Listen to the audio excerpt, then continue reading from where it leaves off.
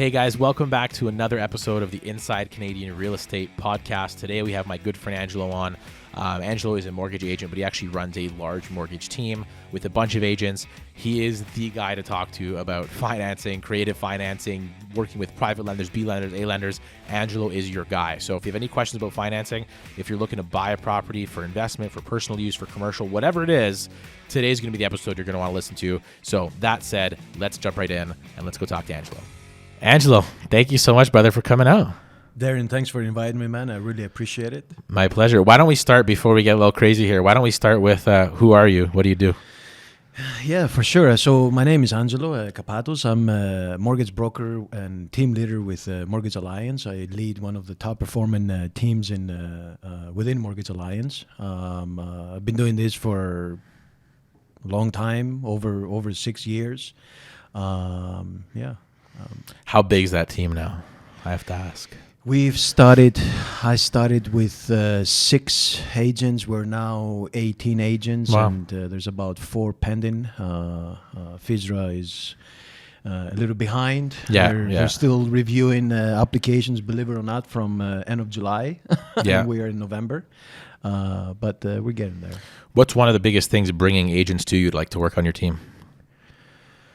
I'd like to think it's our process in place. I focus, especially with new agents, I focus on training them on the actual guidelines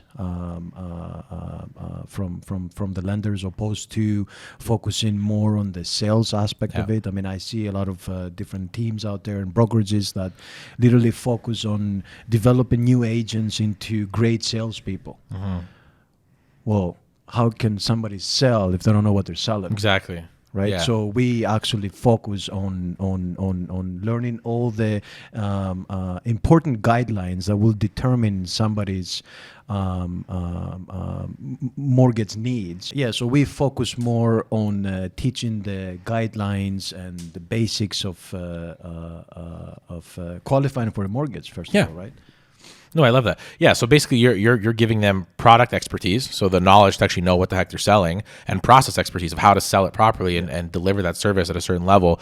And I'm assuming a lot of those are newer agents, so they need that support and framework as well, right? Absolutely. And some of those new agents, even from the sales aspect of it, I mean, some of them, they don't even know how to talk to clients because of fear loss, lack of confidence. Yeah.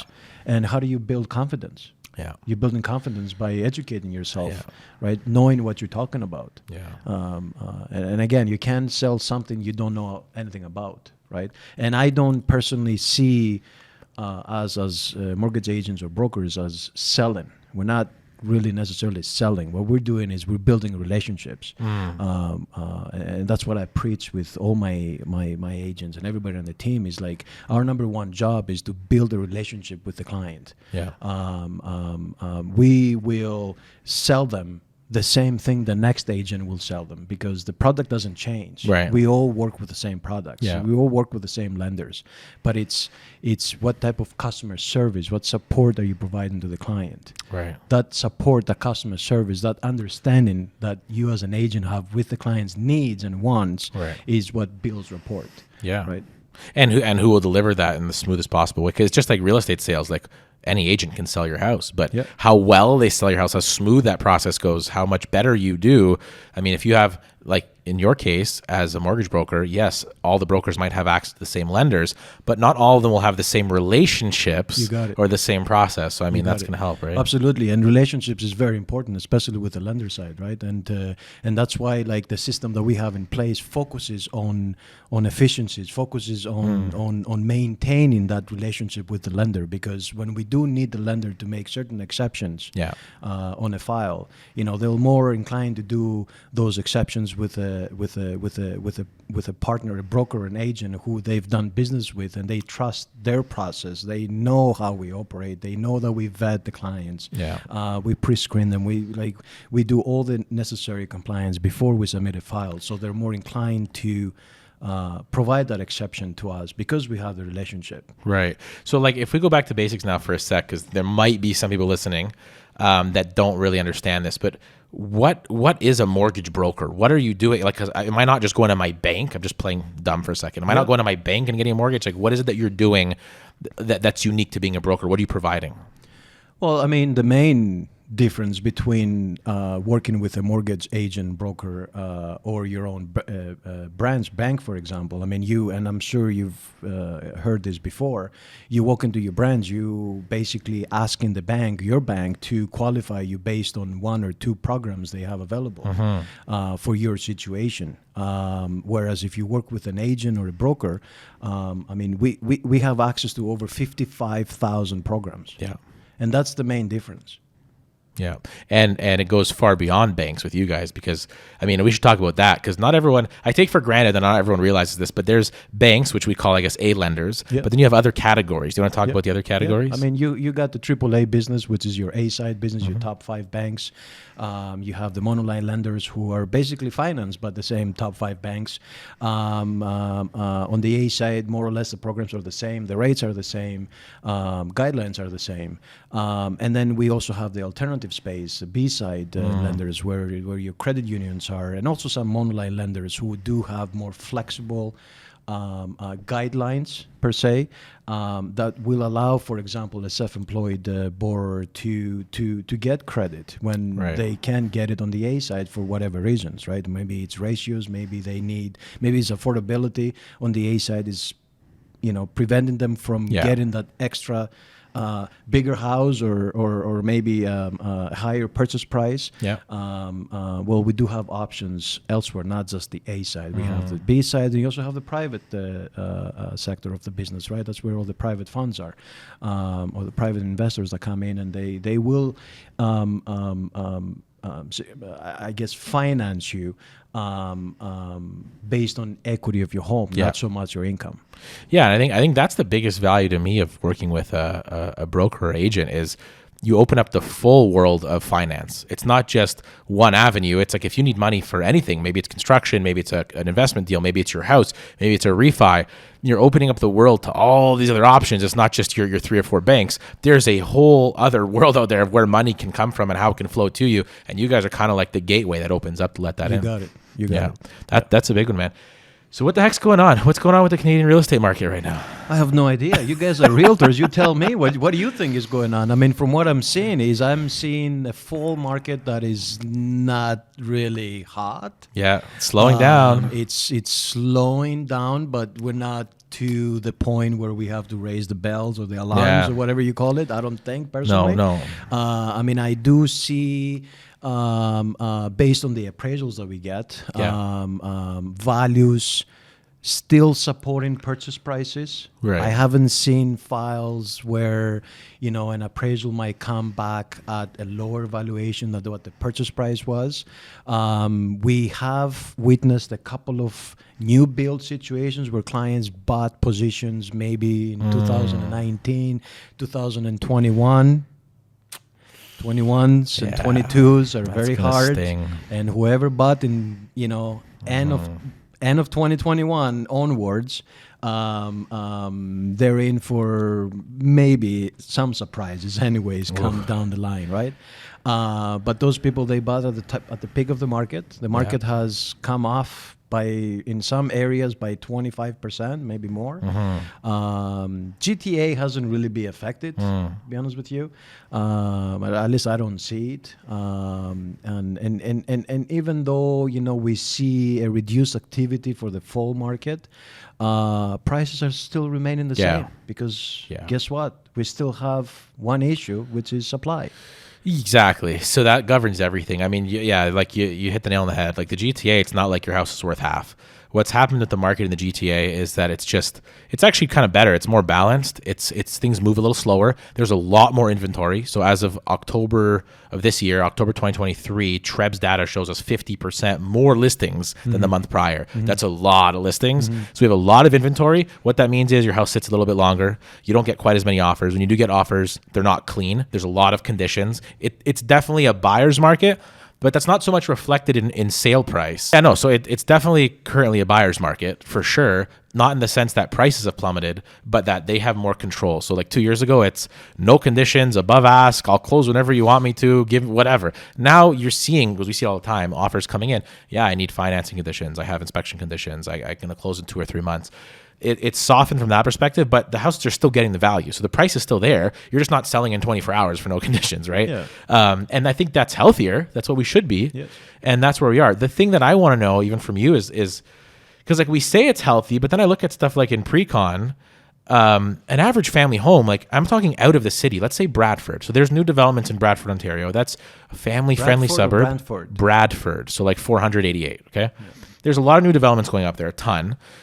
A normal family home, 4-bedroom, 2,000 square feet, these things are selling $1.3 million. Just doing the math in your head, that's a pretty big payment. Like you put 30% down. I know this because I just bought one. Your payment's somewhere right now around $6,000, $6,500 a month. That's not really a family-friendly payment. Like, are you seeing still normal families qualifying for these homes? Are they doing other things to get qualified? Is it just really like wealthy people buying these homes? Like, what's happening with this kind of product? Well, what's a normal family income these days? I mean, that's what I want to know. We all trying to figure that out too. Yeah. Right? I'm sure Bank of Canada is trying to figure that out too.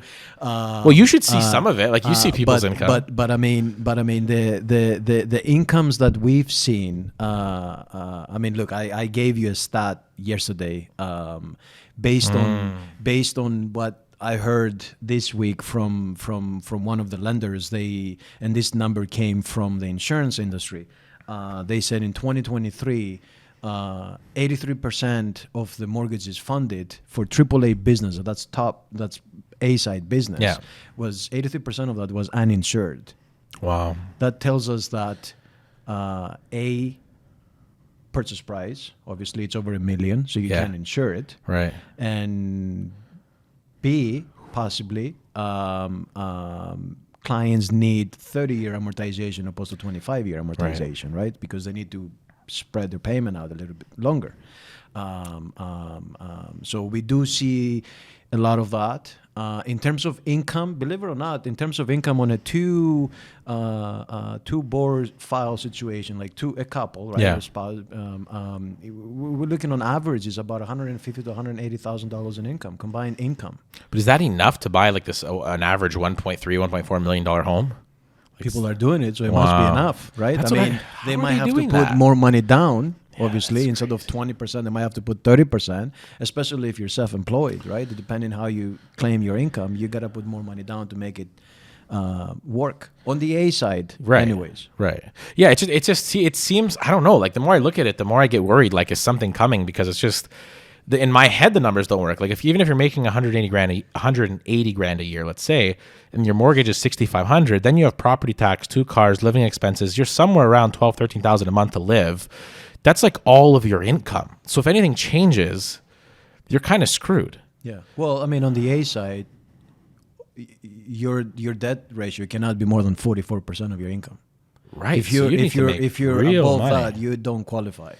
Wow. So the people who are qualifying, that means their debt service is lower than 44% on the A side. Right. Interesting. Because I was worried. I was talking to someone today about it. I'm like, I wonder, like using Bradford as the example, he was asking me, he's like, well, who's buying these Bradford homes? I'm like, probably people that bought in Vaughan 15 years ago that have a lot of equity and they're rolling it in. And then he goes, well, who's buying their house in Vaughan? I'm like, maybe someone in Toronto. I'm like, who's buying a house in Toronto? I'm like, I don't know. It doesn't really, I don't know. It just seems off to me. Like the numbers don't make sense. I understand that, and sometimes numbers don't make any sense. I'm going to take a look for Barrie, for example, right? I mean, in Barrie's values have been going up since I remember. I've never seen Barrie's numbers go down. Yeah. Why is that?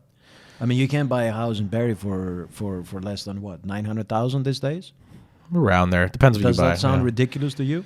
You can buy a nice 4-bedroom house for $1 million there. You can buy. Is that ridiculous? A hole for like $650. Yeah, $1 million in Barrie, right? It's crazy. It was never like that. It definitely slowed down this year, but it's still crazy. Like it's still crazy. I try to be a bit more positive. And I try, because that's my job. My job is to navigate through current situations and try to find solutions, right? Exactly. So I try to stay away from predictions and all that stuff. But I remember houses when I first got to this country, 97. I moved to Barrie. Houses in Barrie, you can buy a beautiful single-family detached, 1,800 square feet, 4 bedrooms, 3 bathrooms for $180,000. Wow. Should have bought 10. Exactly. Everyone says that. So, as far as I'm concerned, everything is relevant. Yeah. We're just in the process of change. I mean, people don't like change, right? Yeah. And when change comes, it's kind of hard, right?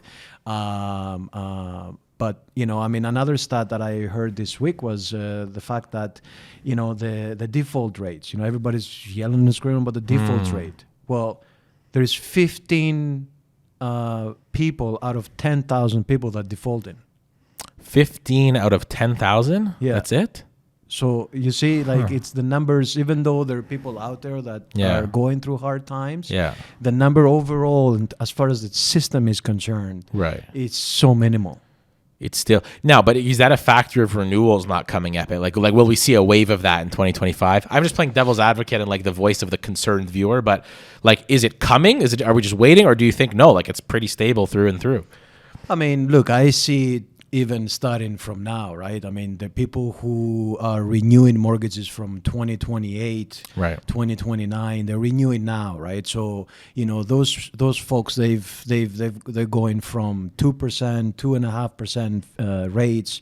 Remember, 2018, 2019 rates were about 3%, right? So now they're renewing at 6%. It's 3% difference. You know, it can be $500-$600 a month difference in payment. So that's when they have to make a decision, like, does my spouse really need the car, or should we just take in the transit? Right. So, you know, now what will happen in 2025, you and I have no idea, right? And we can sit here and predict catastrophe coming, but I just find it very interesting that also elections is right about at the same time, right? I don't like talking politics, but I just find it very interesting, you know, that, you know, the majority of the renewals, the majority of the people who bought in 2022 and the Fed knows who's in trouble and who's not, right? I just find it interesting that everything just coincides together, right? I mean, will we see a rate reduction? Personally, we'll see a rate reduction. I don't think we're going to see what a lot of people are expecting. No. And I don't think it's going to happen as fast as a lot of people are expecting. You know, first, Bank of Canada has to turn dovies from hockeys. And that hasn't happened. In fact, rates came down this week because the bond market had, for whatever reason, they think, you know, rates will be cut next year. So rates were adjusted downwards this week with pretty much all the banks by 10 points. Well, big deal, you know. And then you have the deputy governor of Bank of Canada coming out saying, guys, expect higher rates for a longer period of time. Now, what does that mean? Nobody knows really what it means. But what I think it means is that we may not be in an interest rate environment that we got used to during 2019 and 2020, like, you know, the below 2%. I don't think that's going to happen anytime soon again. We might be probably in the mid 3s to high 3s. And that's what I expect around 2025. Yeah, I'm in the same boat. But who knows, right? We don't have a magic ball. I wish we had a magic ball. No, I know. It'd be a lot easier, wouldn't it? No, but I think overall that's correct. And I think the one thing we will see is I think housing prices will still stay strong. I don't predict any change, and I think that's just because the habits of buyers will change. Like you might see cultural changes in the sense that like maybe not everyone's getting a 4-bedroom detached home in a suburb anymore. We're going to change. There's going to be more, and you see it already. There's more townhouses. I've seen complete new con developments that were laid out to be detached homes now, completely pulled down, rebranded. Now they're all townhomes. That's the inventory we need. We need more affordable housing. I think we'll see more of that. The province changed those rules to allow triplexes now in every single family lot, up to 4plexes in some areas. It's a good theory. Yeah. You know, this whole, I mean, that was the best thing that we've done so far, right? If it works. We have allowed 3 units on a single unit lot, right? But the problem with that, with what they're experiencing now, is this whole thing about not in my backyard. Yeah, exactly. Yeah. You know, because you might want a triplex on your property, but your neighbor might not want it. And unfortunately, it's becoming a big problem. It's a valid concern. We had another guest on. It's a custom home builder, and we were talking about exactly that. That's the biggest barrier. The problem is that's going to be the decision the government makes, because if this pushes through and if this becomes permanent, is it already? Do you know? Is it permanent policy already? Like, is this done? I think so. I think municipalities have adopted it, but not all of them 100%. Yeah, they're just. I think Ontario's taken the 3, but some have 4. Like Toronto has 4, some have 4. But the biggest thing with that is what they're doing is you still need to get permits, but you don't need to apply for rezoning. So if you don't have to apply for rezoning, the development is not subject to public hearing, which means neighbors can't complain. Even if they don't like it, there's literally nowhere they can go to stop the process. But then you're going to have tensions raised in these areas, and what happens? Like, maybe that's why there's so many fires at new construction. I mean, yeah, who knows? Who knows what's going on, right? I mean, but you find me a property downtown Toronto that you won't have to go through committee of adjustment. It's crazy. Well, they're promising you won't have, but I mean, we'll see. That's the thing too, is like they make promises, but then in practice, it doesn't always end up that way. Yeah. Like they say it's going to be one way, but you actually go to do it, it's a whole different experience. It's a great idea. Don't get me wrong. I mean, we do need more 4-plexes, 6-plexes, 8-plexes out there. I mean, we're talking about bringing another 1 million people in the country over the next 12 months. Yeah. Where are these people going to go? And that's why I think it'll stay strong. And one of the reasons, let's go back to the non-insured mortgages that got funded. I mean, I also believe that they're trying to push people away from the big metro centers, right? They're trying to push them away. Like they want sprawl. Go live in Sudbury if you have to. You know, I mean, you know, instead of buying a house downtown Toronto. And unfortunately, 1 million people will come in the country, and probably 70% will come in Ontario. 100%. Yeah, I'm a big fan of pushing for more urban sprawl. Like we need to go wide. We need to get so much people out there. land. Might as well use it. And I don't think people are fully aware of it either. Like we have beautiful pockets. If you go up to Barrie, north of Barrie, there's pockets like Springwater, Oro-Medonte, all those little pockets. There are beautiful homes coming up on beautiful pieces of land that are a third the price of doing that anywhere near the city. And the quality of life is still fantastic, and you're still close to the highway. These are options, and there's more communities going up there too, where you can get 3,000, 3,500 square feet for $1 million. Like there's value if you just don't need to live right in the center of the city.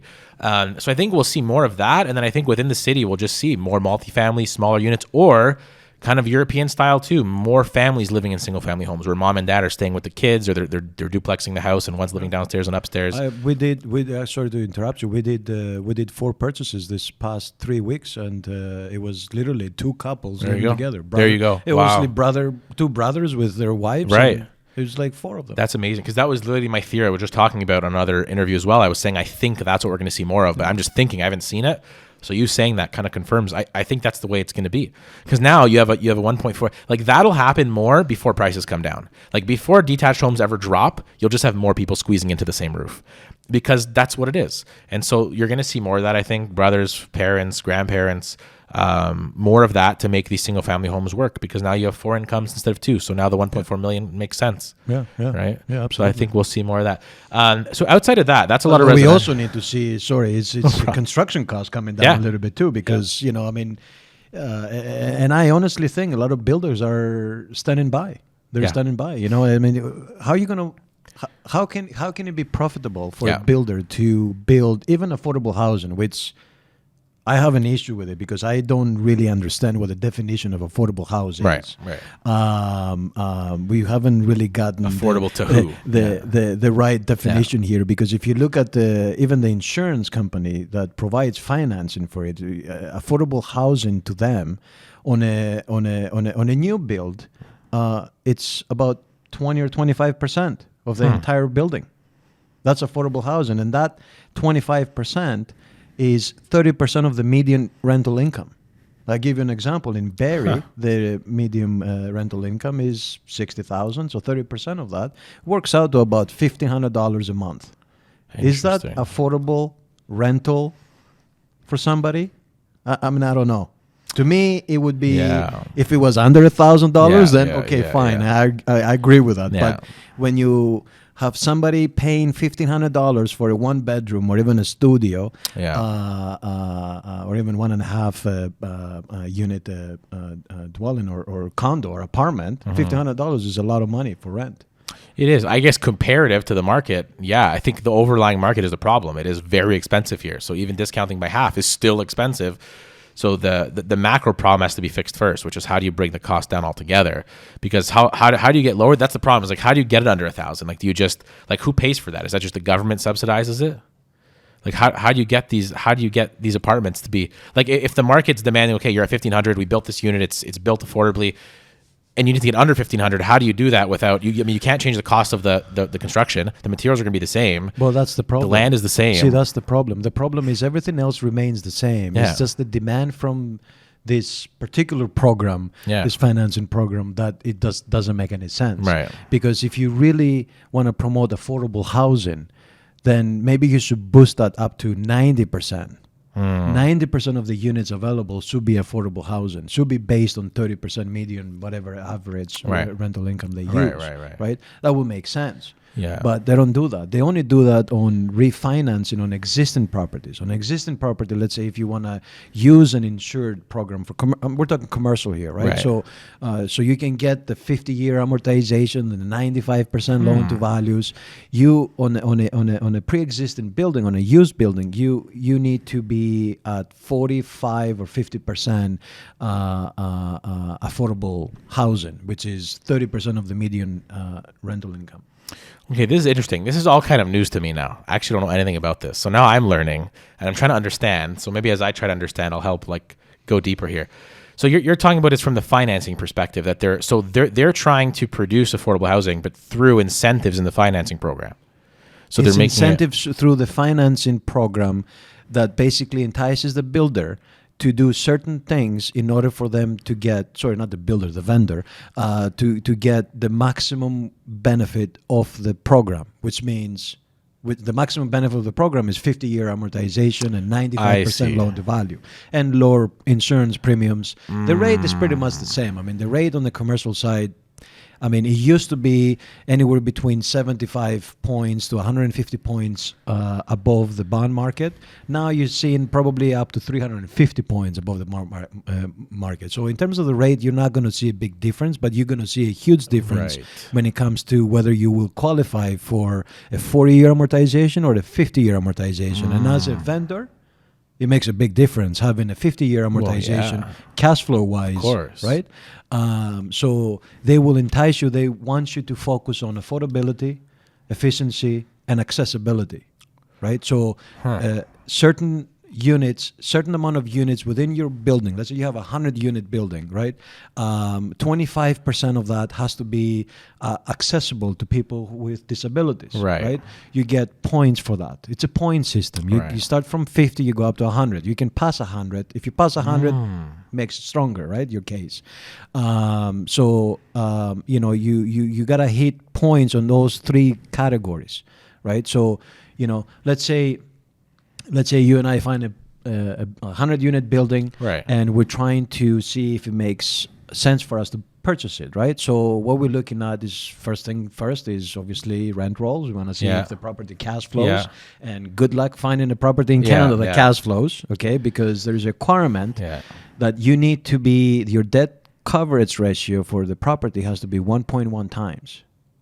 So you find me a property that cash flows 1.1 times right now, based on current valuations. So let's do that with numbers so we can visualize it. So let's say on a $10 million building, what do I got to cash flow? I mean, I don't know. You got to write the numbers, right? Like that's big. It has to go based on your net operating income, right? And so your net operating income, including your debt payment, your mortgage payment, has to be 1.1 times what it's earning. So you got to be in the green. Think about it. Why would anybody give you money when you can't cash flow? It doesn't make sense, 100%. Right? But those numbers are going to be super hard. So if you buy a $10 million building and your NOI is something like what are cap rates right now in residential in Toronto? Like 2%, if you're lucky? It depends. I mean, yes, downtown Toronto, you're probably around 2%. I mean, everywhere else, you're probably around 5%. Yeah. I mean, just so even at 5%. So 5% of 10 million. You can't. I've run the numbers Holy left, right, cow. and center. In fact, I challenge many realtors to come up with deals for me. I'll buy them myself. Yeah, that's impossible. Interesting. See, And so that's even if you that's the decide, barrier. let's say, because I personally believe there is opportunity to build Yeah. purpose-built buildings for specifically for Affordable housing. to address affordability, Hmm. accessibility, and efficiency. I don't care what the politicians say. Politicians will hit you with affordability Yeah, yeah. all the time, right? Yeah. But if you can address those three areas that at least the finance company is looking for, so you can get the maximum Yeah. benefit out of it, you will need to invest in those three categories, which means you got to spend more money on heat pumps, on efficiencies, Right. or, right? You Get need those to ESG scores. Exactly, you got it. And then you have to make sure your cash flowing, including, let's say, 25% of your 100 units. Yeah. 25 units are affordable housing, right? Wow. So if all those three boxes tick, then sure, go ahead and build a new building. I think that's probably the only opportunity we still have left if the Interesting. land It's cheap is enough. cheap enough, right? Ooh. Which means you gotta go outside the GTA. Yeah. There's no way you're gonna find affordable land in the GTA No. unless you're building No. 300-400 units or houses, right? And Yeah. during COVID, a little bit after COVID, like I know of people personally that bought land north of Toronto for dirt cheap, Yeah. right? But I don't think that's happening anymore. Tough to find on market for sure. If you can get off market deals, the world is your oyster, so to speak. Yeah. But if you're looking on market, it's very hard. Like we bought 20 acre. It was part of another deal that we did, but a 20 acre piece of land in Bracebridge, 10 minutes out of the city. I think when you run the cost on what it worked out to, it was about 150 grand for 10 or almost 20 acres. So pretty considerable. Like that, you can build pretty much anything on. You're gonna make money. Yeah. But those are very hard to find unless you are looking in a certain way. So this leads me to a lot. Like this is actually very But interesting. that also, but sorry to interrupt Yeah, you no, again. So you just addressed the land cost, Yeah. right? How Now much is to going to build. cost you to build? Yeah, 100%. I mean, you're looking at and don't think. I know where you're going with this because I know your family's history, right? So ignore that part. Yeah. Don't think about what cost you to build. Think Yeah, about yeah. what the average investor, Yeah, yeah. what it costs them to build, No, for right? sure. And right now you're looking anywhere between 295 to 350 a square foot. Yeah. I mean, that's insane. Yeah. Exactly. And we're not talking about custom built No. homes here. You're right. We're talking about cookie cutter homes, right? Yeah. So it's not easy. Yes, the intention is there, Yeah. but it's not easy to build within economies of scale and make it worthwhile for a developer or Exactly. a vendor to come ahead and to go ahead and say, I'm going to build 100 Yeah. units. Yeah. Well, 100%. And the cities even are still not that receptive. The municipalities are not that receptive. The first thing I did when we got that land, it's kind of been my pet project, was contact the city and see what they'd be willing to play ball with. And they made it very clear, nothing. Like, yeah, you can push for this, but hey, we'll let you build a house. How about that? Anything else? Here's the process. I'm like, really? Rural Bracebridge, you guys have nothing here. You need housing. They're like, sure, but here's the process that will take you 3 years to build anything. So of course we settled on building a single family house. But to your point, even with the cheap land and our build cost being probably just shy of 200 square foot, or probably somewhere around 180, that still leaves us a very thin profit margin. Yeah. So if we had to build at full cost, it's like, it's very hard to make money in that space right now for all those reasons. Right. we're focusing on the wrong things. Yeah. Like what we should be fixing is we should be fixing the bureaucracy that's Exactly. existing. That's what's and I killing know it. it's not easy. It's hard. It's been there for hundreds of years, right? And but if the intention is there, then follow it through, right? Yeah. I mean, you can say we're trying to open up and make it more flexible. I mean, to give an example, this condo project downtown Toronto, the one which I'm sure you know what I'm talking about, Yeah, right? yeah. I mean, everybody's quick to blame the developer for lack of experience. nothing they could I have heard done lack there. of experience. I mean, maybe so, but the bottom line here is that this poor guy, right? And I know of Sam. I don't know him personally. Yeah. I know of him, but he was waiting for 6.5 years to get permits. Yeah. Like, what do you expect? Yeah. He has to pay interest on that Exactly. money. It's not free ride. No. right? No, that's the problem. Is the city says, "Oh yeah, housing, we got to fix housing. We need more housing," but they're the very barrier. Like they stand up there saying, "We're trying to figure it out. We're working on invest." I'm like, you don't need to invest anything. You should get out of the way. Like there's so many barriers to do anything in the city. Yeah. That's what makes it hard. But and this is where I say that the less we complain and the less we ask for government's assistance, the better it is. It's true. Because the more we complain, there's some colleagues of mine, we've been in the business for many years, but it seems to me that they haven't learned. Yeah. Because the more you ask for the government to help, the worse you're making it. Yeah. You got to allow the market to be free. Exactly. If somebody can't afford the house, maybe they can't afford the house. Yeah, exactly. What are you gonna do different to make it like you? For some reason, no one wants to accept that. For some reason, it's like they're looking at a problem that like they're trying to force a solution of like, well, the average family can't afford 3,000 square feet in the perfect suburb community. Yeah, maybe they can't. So they got to start somewhere else, and they got to work their way up to that. Like that might just have to be the reality, like the rest of us. Yeah, exactly.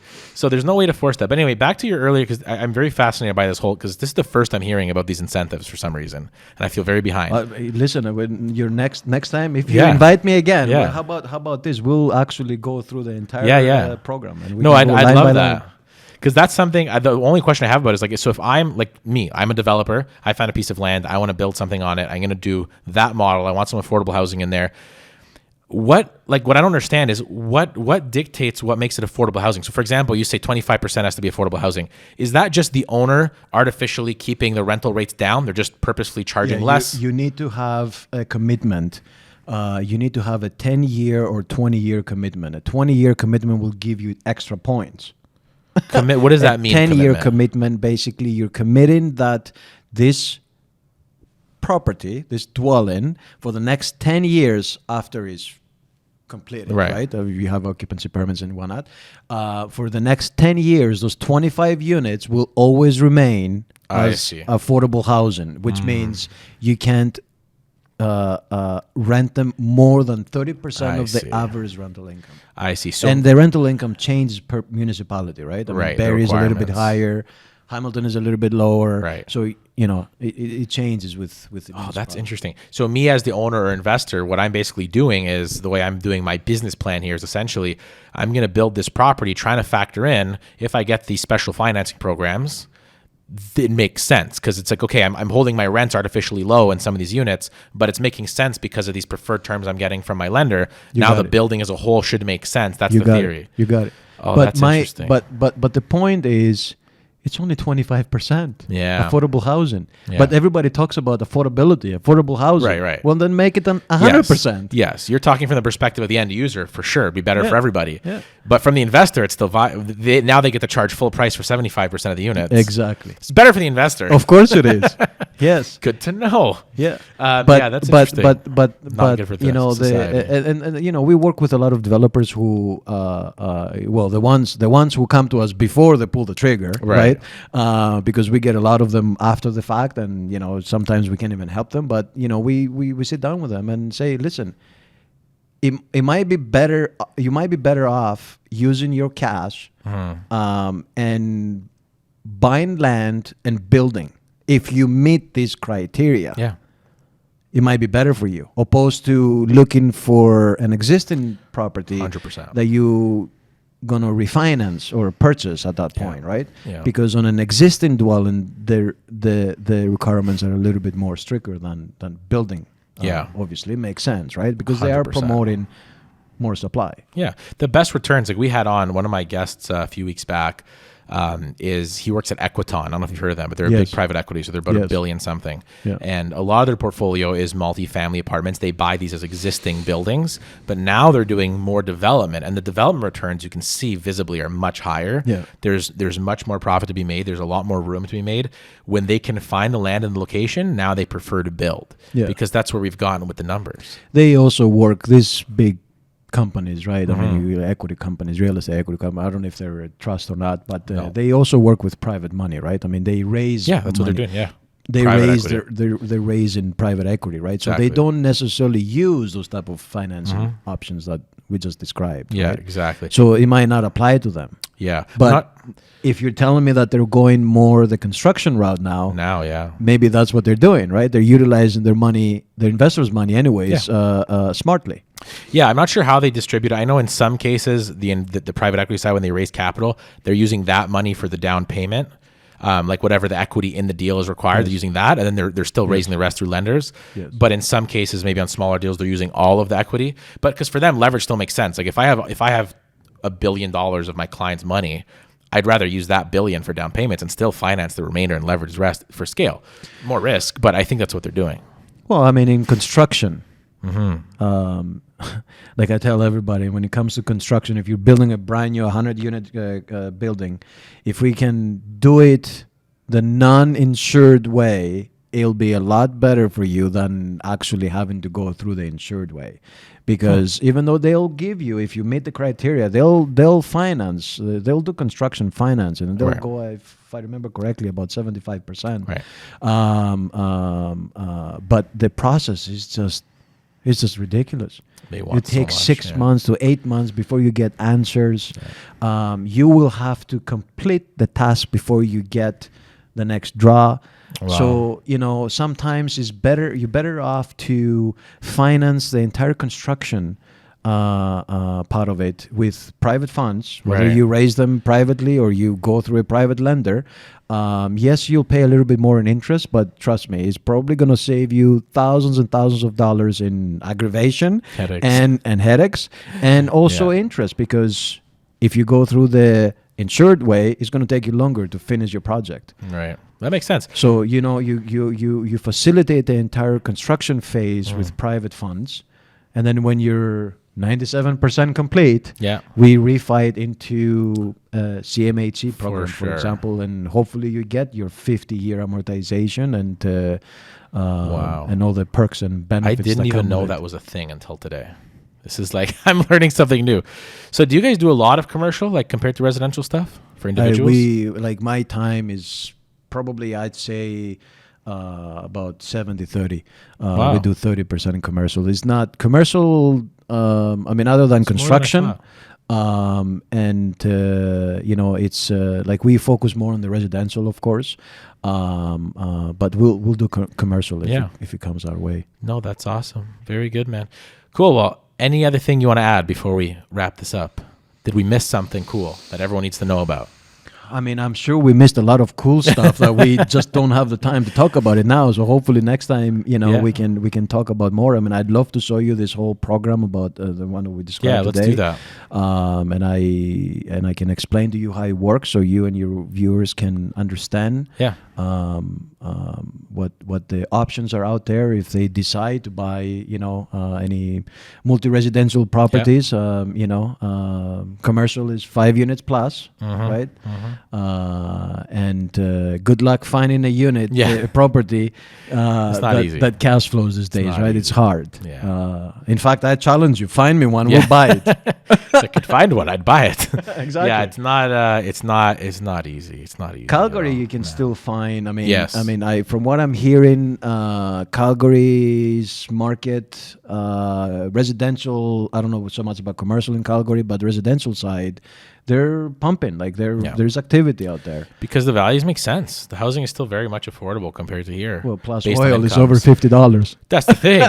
So they're making good money there, and housing is still relatively cheap, like compared to what it is here. So the market is way more balanced, and I think it makes sense. The one thing that I wanted to mention that we didn't cover today was the tenant landlord board that we have here in Ontario. Oh yeah, let's talk about it. It's a disaster. It's a total disaster. I've never seen a more non-landlord friendly environment. It wasn't always like this, right? It's just got worse over the years. And we used Calgary, for example, right? In Calgary, if you don't pay your rent, you're out of there. Yeah. There's no waiting around. Which is exactly how it should be. I don't understand how it's anything but that. It makes no sense. That's exactly the way that it should be. Yeah. And look, like talking, but we say we didn't want to talk politics, but I'll talk politics anyway. People complain about housing affordability. How do we fix it? With your vote. Because look at the provinces that we have issues in Ontario. Who runs things? And look at the provinces that are run by a different political party. Like Alberta is very much a conservative province. I don't think that's an accident in how strong their jobs are, how strong their economy is, how well things are run. Everything's different there. Their gun laws are different there. Everything is completely, and I mentioned that because I'm a big sports shooter, but everything there skews towards the conservative side of things, including bureaucracy. They just believe in more freedom, make things easier, let business do business, let builders build, let people do what they need to do. If that was run differently, that could be a whole different, like if they ran Alberta the way they did here with all that oil money, all that economic, and they thought, we'll just grab all of this. Let's increase taxes. Let's control this company and that company. It would be the same situation. It's different because it's run different. So if you don't like where you are and how things are working, a lot of chances, I mean, there's a big chance that it's also who you're voting for. You're voting for people that don't know what the heck they're doing, but yet they're given control of all these factors and levers that control all these markets that we need to live. Vote different, and you'll see something different. Put your name on the ballot. I'll vote for you. Okay. And that's a cat. There you go. That's it. Hey, before I do let you go, where can people find you if they want to connect? In social media, Instagram. My name, I guess, is Len Funds. We're on LinkedIn, Instagram, TikTok, website. Perfect. Yeah. What's your email? We'll get it on. My email is angelok@mortgagealliance.com. Perfect. So if anyone wants to reach out. Or if you want to send us a deal and we can do a deal run for you, just send it to deals@brokerlab.ca. There you go. Even better. Awesome. Thanks, Angelo. I appreciate it, man. Thank you so much for having me. We'll talk again soon. Appreciate it. I had a great time. Me too. Hopefully we'll do it soon. Thanks, man. Thank you. Thanks for tuning in to another episode of Inside Canadian Real Estate. Guys, don't forget, if you liked the episode, if you found it enjoyable, if you learned something, if you liked our guest, if you liked our topics, don't forget to subscribe to Inside Canadian Real Estate on Instagram. That's where you'll find all of our clips posted. We're also sharing on YouTube, so just search Inside Canadian Real Estate on YouTube. Follow along, and please, please, please, if you really want to help the show, because again, there's not a lot of Canadian content on real estate. We're putting a lot of money and time into this. If you really want to help us expand, don't forget, subscribe to the show on wherever you're listening to your podcast. Leave a review if you can, whether it's on Apple Podcasts or Google Podcasts, Spotify. Subscribe to the show, follow the show. Don't forget to leave that review. And please, if you found it useful, share it with somebody. Share it with a friend. We don't charge you for the show. We don't run any ads. All I ask is you share it and help us get the word out. Thanks again, guys.